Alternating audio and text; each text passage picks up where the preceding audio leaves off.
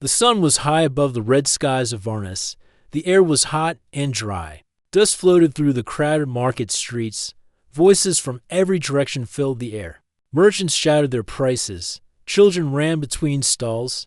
Creatures from 10 worlds walked side by side. Taro moved slowly between the booths. He wore a plain brown robe, worn at the edges. His face was calm. His eyes were sharp. He carried a small bag of dried fruit, enough for 2 days. He nodded politely to a vendor and moved on. Taro was not strong or tall. He did not look like a fighter. Most people barely noticed him, and he liked it that when he heard a loud voice shout behind him, "You thief!" The voice was deep and angry. It shook the air. People stopped talking. A circle opened in the crowd. Taro turned and saw a tall alien figure with red skin and silver armor. It was a gladiator named Breaker. He was known for winning arena matches with no mercy. His forearms were thick with muscle. He stood over an old human woman. She wore a faded scarf and held a piece of fruit in her hand. "I saw you take it," Breaker growled. "You humans think you can steal and hide. Pay or be punished." The old woman trembled. Her hands shook. Her lips moved, but no sound came. "I did not steal," she whispered at last. "I thought it was for the public table. Please, I am hungry." Breaker raised his fist. The crowd watched in silence. No one moved. No one helped. Then a voice spoke calmly. "She made a mistake." That is all. Breaker turned. Taro stood a few steps away. His face showed no fear. His arms were at his side. "Stay out of this, human," Breaker growled. "She broke the law." Taro took a step forward. "She took 1 fruit. You wear armor worth more than a village. Do you really need to strike her down?" Breaker narrowed his eyes. "You challenge me?" Taro shook his head. "No, I speak." "That is not the same." Breaker moved closer. He was twice as tall as Taro. The market was silent. Only the wind made a sound. "Now she is old and weak," Taro said, "and you are strong. If you hit her, people will fear you, but they will not respect you. Is that the kind of strength you want?" Breaker stared at Taro. His fists clenched. His muscles tightened. But Taro did not step back. Silence stretched. Then slowly Breaker turned. He reached into his belt and pulled out a small coin. He placed it on the vendor's table for the fruit. He said in a low voice, then he walked away. The crowd slowly began to breathe again. Taro helped the old woman to her feet. She held his arm tightly. Her eyes were wet with tears. "You have saved me," she said softly. "You are kind." Taro smiled gently. "Next time, ask first," he said, "but I understand." Hunger is a powerful thing. People watched as Taro walked with the old woman through the market. Some nodded. Others whispered. They had seen something they did not expect. Not far from the crowd, 12 women stood apart. Each wore fine robes of different colors. Their eyes were sharp and thoughtful. They had not come together by chance. They were leaders, daughters of powerful houses of Varnes. Each one came from a different part of the planet. Some were warriors. Others were scholars. One was a builder of ships. One was a keeper of ancient knowledge. They had come to the city for trade talks and politics. But now their eyes followed only one man. "This human," said Lady Mira, the tallest among them. He faced the gladiator with nothing but words. "He did not shake or hide," said Lady Kira. Her voice cool and calm. "He used no weapon," said Lady Sola. "But he won." They looked at one another. They had seen many kinds of power, wealth, strength, fame. But this was new. This was different. "Find his name," said Mira. "I wish to speak with him later that evening." Taro sat near a small fire. The old woman had shared her meal with him. He thanked her and left her with enough coins for food and rest. He returned to his small home made of stone and clothes, sat in silence thinking about the day. He did not feel proud. He only felt tired. But somewhere deep inside he knew something had changed. A knock came at the door. Taro opened it. A royal guard stood there. With a strange expression on his face. "You are Taro?" the guard asked. Taro nodded. "Lady Mira of House Norin wishes your presence." Immediately Taro blinked. "I'm just a translator," he said. "She knows," said the guard. Taro stepped outside. Above him the stars of Varnes began to shine. Something new was beginning. The palace of House Norin stood high above the city. Its towers were made of crystal and white stone. It looked like a mountain of light. Flags moved slowly in the soft night wind. Guards in silver stood at every gate. Most people only dreamed of seeing this place. Taro never thought he would stand in front of its door. She followed the guard through quiet halls. The walls were covered with soft lights and strange paintings. Every step made a gentle sound. Servants passed by without a word. Taro kept his eyes forward. He felt small in this world of power and beauty. At last they reached a wide room with tall windows. Moonlight filled the floor. A figure stood near the window. She wore a long blue robe. Her dark hair was tied with silver threads. She turned slowly. "I'm Lady Mira," she said. Taro gave a small bow. "I'm Taro," he said quiet. LeadLunar studied him for a moment. Her eyes were sharp but not cold. She walked closer. "I saw what you did today," she said. "At the market." Taro looked down. "It was nothing," he said. "It was not nothing," she said. "You stopped Breaker. No one does that. He has made strong men fall in the arena." Taro said nothing. "You are not a fighter," Mira continued. "And yet you stood without fear." Why? Taro looked at her now. His voice was soft but steady because no one else did, and she was alone. Mira nodded slowly. "Many people say those words," she said. "Few act on them." She offered him a seat. He sat carefully. "You are a translator?" she asked. "Yes. I speak 6 languages. I help with trade work and records. You do not live like one of power." "I do not need power," he said. Mira smiled. "For the first time, that is why you have it." Taro looked at her with surprise, stood, and walked to a shelf. She picked up a small glass orb and placed it in front of him. "This is a gift, a memory orb. It will record today, so it will not be lost." Taro touched it gently. The surface felt warm. "Why give me this?" he asked. "Because your action matters more than you know." Taro stood. "Thank you, Lady Mira, but I should go. This world is not mine." As he turned to leave, Mira spoke again. "Taro, you are wrong." He stopped. "This world is also yours. You just do not see it yet." Outside the palace, the city lights shimmered. Taro walked slowly through the quiet streets. His mind was full. He had only tried to help. Now people were looking at him like he was something more. The next day came with soft rain. Taro returned to his work at the trade office.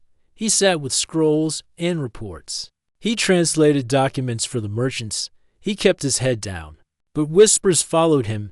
"That is the one from the market," someone said. "Breaker left them arena today." No reason given. Lady Mira called him to the palace. Taro tried to ignore it. At midday, another message came. A servant stood at the door with a scroll. "Lady Vina of House Solari invites you to speak." Taro frowned. "I do not know her." "She knows you," the servant said. Followed the servant to a tall tower near the east wall. There he met Lady Vina. She had green eyes and skin like bronze. Her voice was smooth like water. "I do not trust many people," she said, "but I saw truth in your eyes." She asked him many questions about Earth, about his people, about why he stood up for the old woman. "Because I had to," Taro said again. Vina smiled and nodded. The same happened the next day. Lady Kira of House Tureen sent a rider to invite him. Then Lady Sola came in person to his home. One by one, the 12 women who had stood at the market came to meet him. They came not to test him, but to understand him. They asked about his thoughts, about fairness, about strength and peace. Taro did not speak like a ruler. He spoke with care and calm. He asked questions back. He listened before giving answers. And he never once asked for anything low. A new idea began to grow in the minds of the 12 women. An idea that made no sense to the world they knew. Yet it felt clear. On evening, the 12 gathered in a private garden under the starlight. They sat in a circle around a small fire. "We are not friends," said Lady Mira. "We come from rival houses. Some of us were raised to hate each other," said Lady Kira. "But we all saw him," said Lady Sola, "and we all felt the same thing. He showed us a new kind of strength," said Vina. "He did not take power. He gave it." They sat in silence for a while. Then Lady Mira spoke again. "I will say it first. I do not want him as a servant or a prize. I want him as a partner." The others looked at her. "Not one wife," said Lady Kira. But 12, they looked at one another. The idea was wild, against tradition, against the law, but no one laughed. Each one had seen something in Taro that they could not ignore. "He would never accept power for himself," said Lady Sola. "But together with us he may change everything." That night they made a promise, a quiet one, nothing written. Nothing spoken outside their circle. They would not fight over him. They would choose him together, and they would let him choose to. In his small home, Taro sat near his window. He looked at the memory orb on his shelf. It now held the light of the market day. He did not know what the future would bring, but he could feel something was coming, something big. 3 days had passed since the market incident. The city of Varnas was still talking about it. Taro's name had spread like fire. Some praised him, some laughed, some called him foolish. But everyone remembered the moment he stood against the gladiator without raising his hand. Brakor, the famous warrior, had not forgotten either. Inside the great arena, Breaker stood alone. He struck a tall stone with his fist again and again. Each hit left a crack. His pride was wounded, not because of the crowd, not because of the woman, but because he had walked away from a challenge. And now everyone said the human had defeated him. With words could not accept that, so he sent a public message to Taro.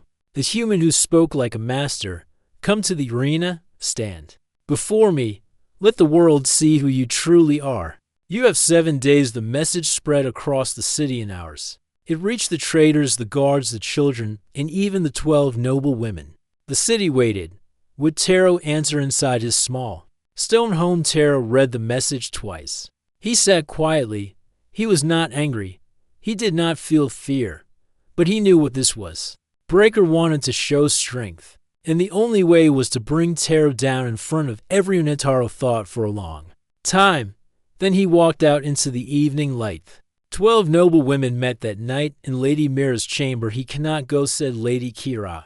He is not a fighter, said Lady Sola. If he enters the arena, Breaker may destroy him, said Venamira. Stayed quiet. Then she looked at the others. Have any of you asked him what he wants? The room went silent. Later that night, Taro was invited to the palace again.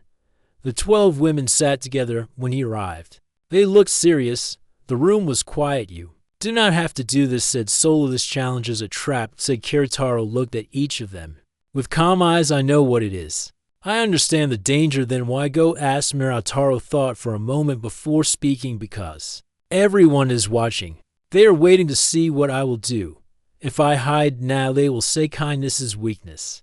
That silence means fear. You will not win in a fight, said Vina. I'm not going to fight, Taro said. I will stand. That is all. Mira leaned forward. You would stand before a warrior who trained all his life, who broke stones with his hands. Yes, Taro said. Because I believe there is more power in peace than in violence. And if I fall for that belief, then I fall with truth. None of the women spoke for a while. Then Mira nodded. Then we stand with you, not as shields, not with weapons, but with trust. The day of the challenge came. The arena was filled with thousands. It was a huge stone circle with high walls. The sun shone brightly in the sky. People from every corner of Varnas came to watch. Breaker stood in the center, wearing his silver armor. He raised his arms. The crowd roared. Then Taro walked into the arena. He wore the same plain robe. No armor, no weapon. His steps were steady. He walked to the center and stopped a few steps from Brakor. The noise died down. The crowd waited. Breaker looked at him with sharp eyes. You are brave to come, he said. Taro answered with a clear voice. I did not come to fight. I came to show that strength is not only in fists. Breaker's face changed. For a moment he seemed unsure. But then he raised his hand and took a strong step forward. Taro did not move. Breaker stepped again. His shadow fell over Taro. Still Taro did not move. The crowd held its breath. Breaker raised his Vistaro, looked at him without further. Fist stayed in the air. Brakor's hand trembled. Then slowly he lowered his arm and turned away. I will not strike, he said, because today I see what others see. You are not weak. You are not soft. You are strong in a way I do not yet understand. He dropped his weapon on the ground and walked out of the arena. Silence. Then a wave of sound moved through the crowd. Not laughter, not cheers, but something. Deep respect. 12 women stood in a high place in the arena. Their eyes were fixed on Taro. None of them smiled. They only watched as Taro looked around slowly. Then he walked out of the arena with quiet steps. That evening he sat once again near his small window. He looked at the sky. The stars above Varnas were bright. He had faced the strongest warrior on the planet. He had not thrown a single punch. But something had changed in the hearts of the people, not through force but through example. In the palace garden, the 12 women spoke again. He did not break, said Sola. He did not bend, said Kira. He stood with peace, said Venamira. Looked up at the stars, and now the world watches him. The story of Taro's silence in the arena spread across Varnus like sunlight over a mountain. Children repeated his words, elders spoke his name with wonder. Even in the far deserts, in cold mountains, his name was known. Taro had become a symbol, not for power or victory, but for something new. Calm strength tried to return to his normal life. He walked to the trade office like always. He ate simple food. He helped his neighbors. But life around him had changed.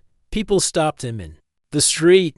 They asked for advice. They shared stories. Some even offered gifts. Taro accepted nothing, always said the same words, "I'm just a man," who did not turn away, but others did not see him as just a man anymore. In a quiet part of the royal city, the 12 noble women gathered again. They met in a secret hall made of stone and glass. No guards stood at the doors. No servants walked near. This meeting was different. LeadLunar spoke first. "We have watched him. We have tested him. We have asked every question. Still he remains the same." Lady Vina nodded. "He does not chase praise. He does not ask for gold. He walks with peace and carries no blade." Lady Kira looked at the others. "Then why does he feel more powerful than anyone we have met?" No one had an answer, but in their eyes they all felt the same. Each woman came from a different part of the world. They had power, names, knowledge, and history. Some were trained to lead armies. Others ruled cities or kept ancient wisdom, but all 12 had seen something in Taro that changed them. Lady Sola spoke softly. "When I watched him stand in the arena, I felt something shift inside me. It was like the world had turned and I was seeing with new eyes." Lady Mira took a breath and looked around the room. "Then let us speak the words clearly. All of us," she stood out. "Lady Mira of House Norin, choose him. Not as a servant, not as a symbol. I choose him as my partner, my equal." She sat again. Lady Vina stood next. "I, Lady Vina of House Solari, choose him.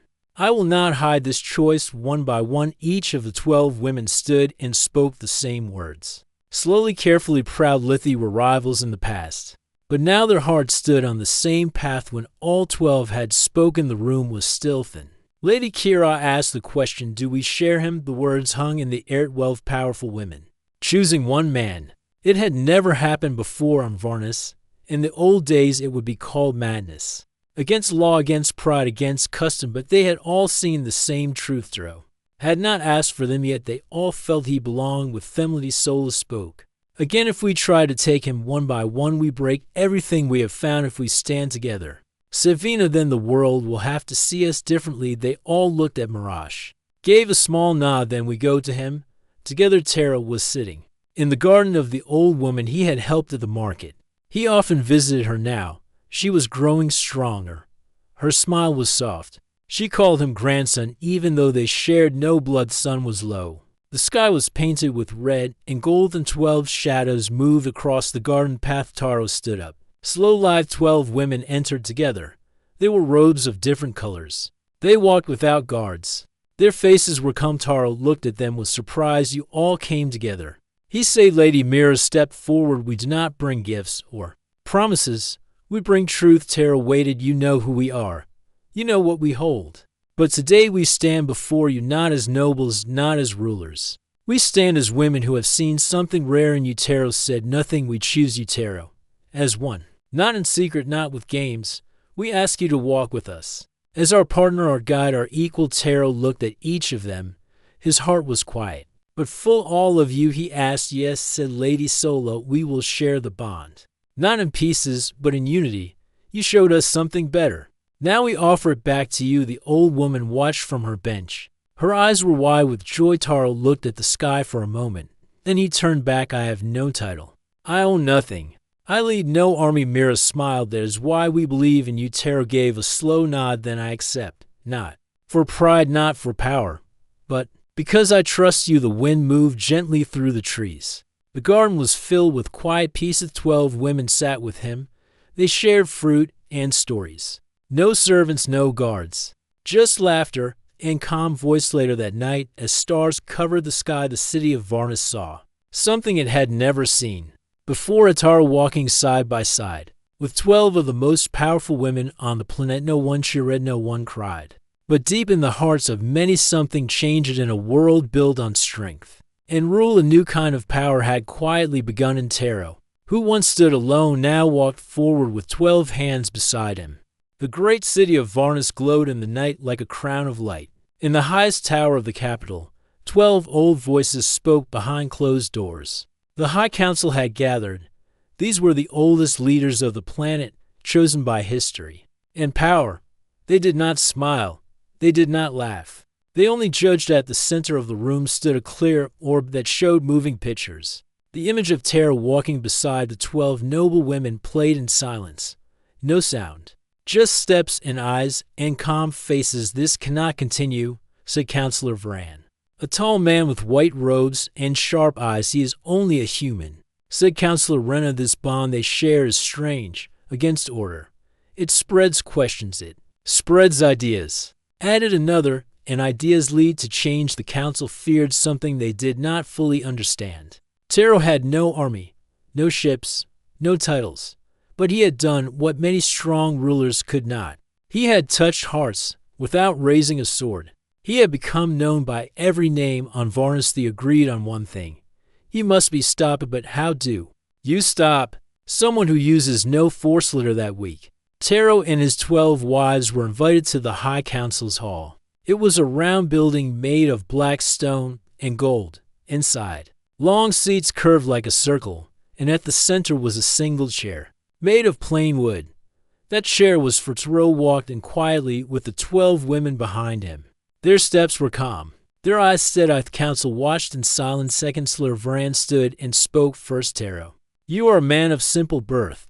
You have no house, no blood of rule. Yet today you walk with 12 leaders of this world. Do you see the problem?" Taro stood without fear. "I do not see a problem in respect or trust." He said, "We chose each other freely." Counselor Rena stood next. "The people watch you. They follow your actions. Many have stopped fearing their rulers. Even guards now speak of change. You have broken the balance. This cannot continue." Taro looked around the room. He saw no anger in their faces, only fear. "I do not rule anyone," he said. "I give no commands. If people choose to listen, that is their right. I never asked to be followed." Counselor Vern leaned forward. "We offer you a solution. Leave this city, travel far. We will give you land and safety. But this union must end. The 12 houses must return to order." The room became quiet. Taro looked at his wives.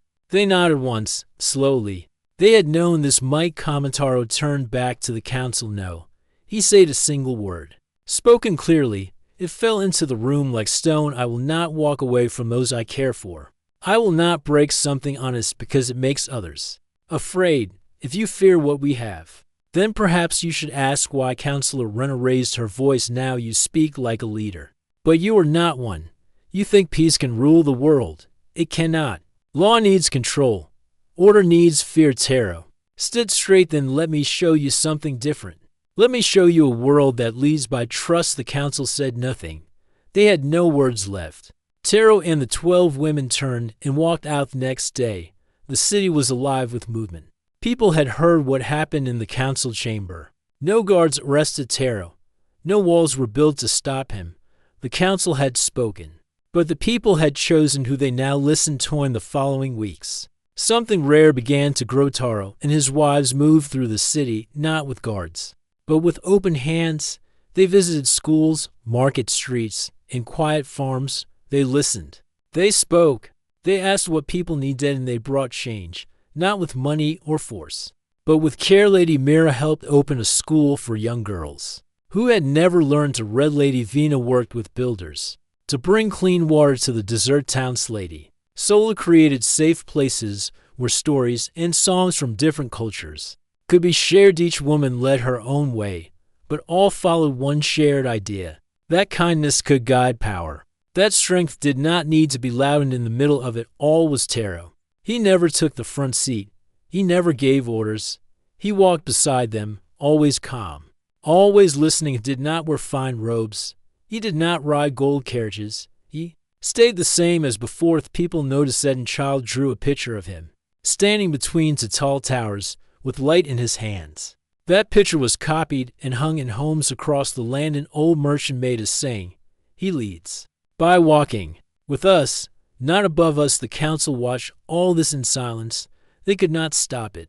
For every action they feared, the people answered with peace in a private chamber. Counselor Varan stood before a window and whispered to himself. We tried to bend him, but he did not break. We tried to send him away, but he stayed. What do we do with a man like that behind him? A servant answered softly. Perhaps listen outside. The stars of Varnas blinked gently. The world had not fallen apart. It had begun to. Hotaro sat under a tree near the river. Beside him sat his 12 wives. They spoke softly about the villages they had helped. That Wictaro looked up at the sky. I thought they would throw me out, he said with a small smile. Lady Mira laughed gently. They still might. But if they do, added Vina, we'll build a new world right outside the gate. Taro nodded slowly. We'll do it together. And under that starlit sky, 12 women and one quiet man sat in peace. No crown, no throne. Just a fire of change burning gently in the hearts of many. The wind across the hills of Varnas felt different now. It carried not just the dust of the dry season, but also the voices of people speaking new ideas. Small words like fairness and kindness were heard in places where only rules and fear once. Livitaro had not set out to change the world, but the world had started to change anyway. The city market's merchants now kept extra food for the poor. A single table marked with a simple sign said, "This food is free. Take only what you need." No one had told them to do it. They had done it after watching Troy. The school's teachers taught lessons, not only about math and history, but also about peace and courage. Children repeated a saying that spread from village to village: stand like Taro, speak like truth, walk like peace. In the central square, a statue was built by the people. It did not show Taro holding a weapon. It showed him helping the old woman from the market. Beside him stood 12 shapes in different robes representing the 12 women who chose to walk with him even in faraway lands where humans had been treated as less. Their voices began to rise. They spoke not with hate but with hope. They wanted what they saw happening in the capital, a life where being human was not a weakness. Taro and his 12 wives continued to travel. They did not sit in golden halls. They did not live in the palace. Instead, they stayed in the homes of farmers, builders, and teachers. They listened more than they spoke. They asked what people needed instead of telling them what to do. Lady Mira helped organize small councils in towns where only one leader had ruled before. Now people shared their ideas together and made group decisions. Lady Sola opened centers where those who had no family could come and learn skills. Sewing, farming, writing, and building. They call it the New House. A place where all were welcome. Melody Kira led a team to help end a long land dispute between two mountain clans. She used Taro's simple question as her guide. What if no one wins and no one loses? What if both share? The clans had argued for 40 years, but they agreed in 4 days. People began using the word master in a new way. Before, it had meant someone with power and control. Now it started to mean someone who led with understanding and care. When people called Taro master, he would always smile and say, "I am still learning. The world teaches me every day." One day, a group of young students came to him during a village visit. "Master Taro," one girl said, "what makes you strong?"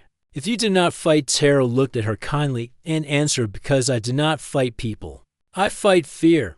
I fight silence, and I never fight alone." The children wrote those words in their notebooks. Some painted them on walls. Back in the capital city, the High Council met again.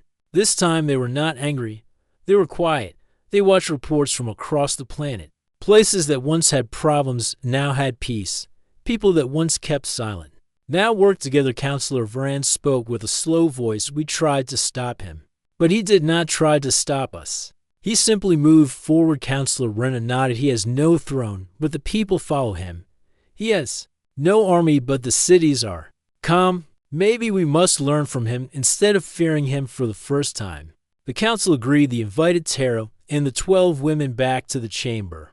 This time not to question them, but to ask for help. "We see the change," Counselor Varan said. "We ask not for control, but for guidance. Help us build a world that works for all." Taro gave a short bow. "We will not rule, but we will walk with you." After that day, something rare happened. The council began to open its doors to people from every part of Varnas. For the first time, humans were allowed to sit and speak in the chamber. One was a young girl from the Desert village. Another was an old man who had worked as a cleaner for 30 years. Their voices were hard. Taro watched it all with quiet joy. He did not take a seat at the table. He sat near the wall and listened. That was where he felt most at home. Each night he returned to this small home made of stone and cloth. It had not changed. The same tree stood outside. The same lantern lit the room. His wives often joined him there. They cooked meals together. They laughed.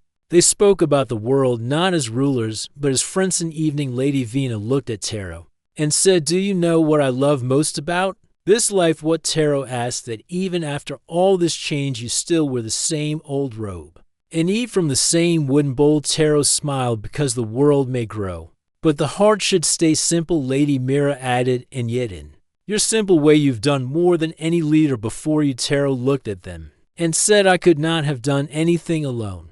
You all walked with me, and now others walk with us." That is how a world changes. Outside, the stars of Varnas sparkled across the sky. The winds were soft and warm. The planet was healing, and all across the land, people began to believe that peace was not a dream. It was a choice, and it had already begun.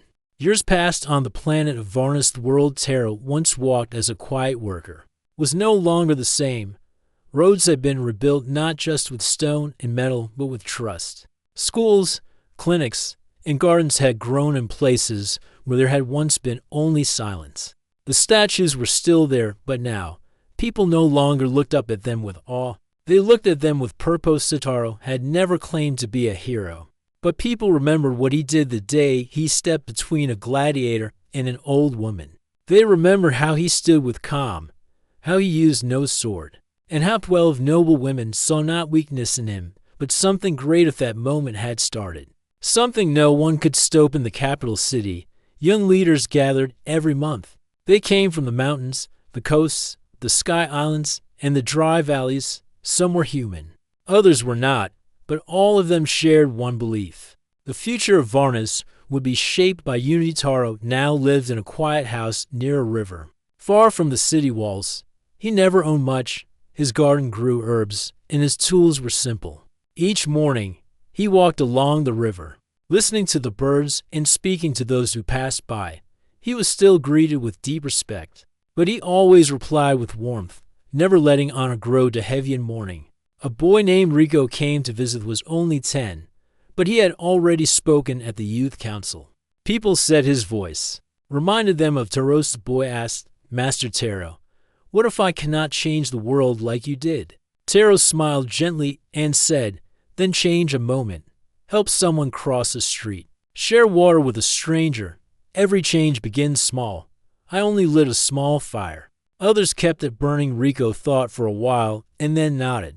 "Then I'll light small fires." To that same day, Lady Sola arrived with 2 of the other noble women. They had come with news. "The council has decided," said Sola. "They want to write a new law, one that protects dignity for every living being. And they want your words at the center." Taro raised an eyebrow. "My words, yes," she said. "The ones you once spoke without planning.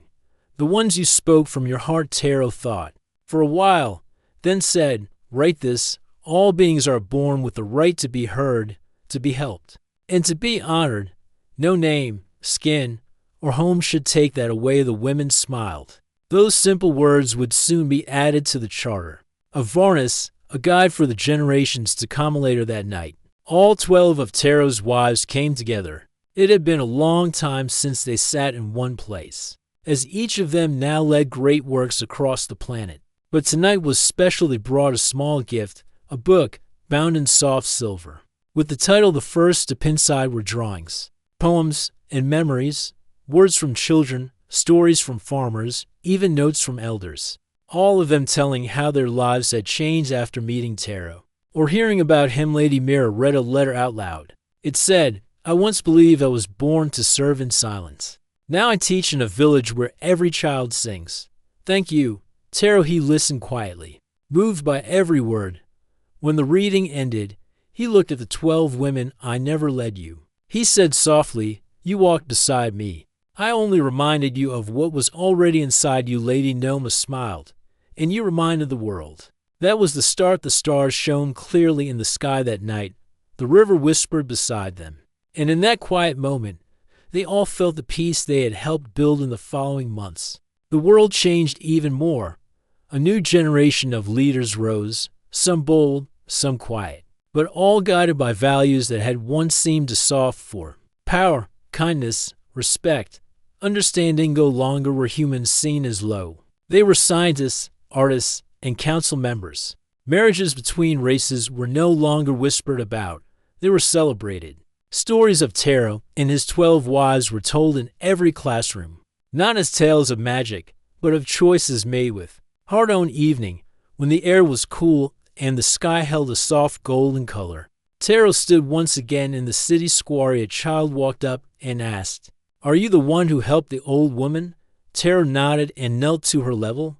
"Yes, but anyone could have done it." "You could," to the girl smiled and replied.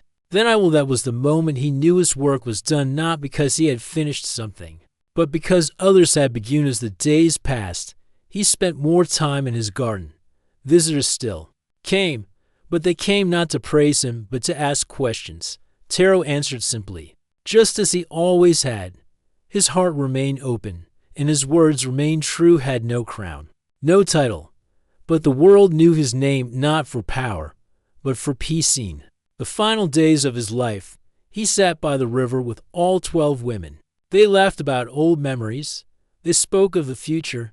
Each one held his hand. Lady Sola said, "We were once noble, and you were called nothing. Now your name stands beside ours in every book." Taro looked at them and said, "That is because you saw what others missed. Not just in me, but in yourselves." He closed his eyes and listened to the river. The sound was soft, like the beginning of a song, and somewhere across the planet, a child stood between a bully and a smaller child. The builder gave away part of his bricks to help another. A leader chose to listen before speaking, and the path Taro had walked alone at first was now wide enough for millions, not because of strength, but because of the choice to care.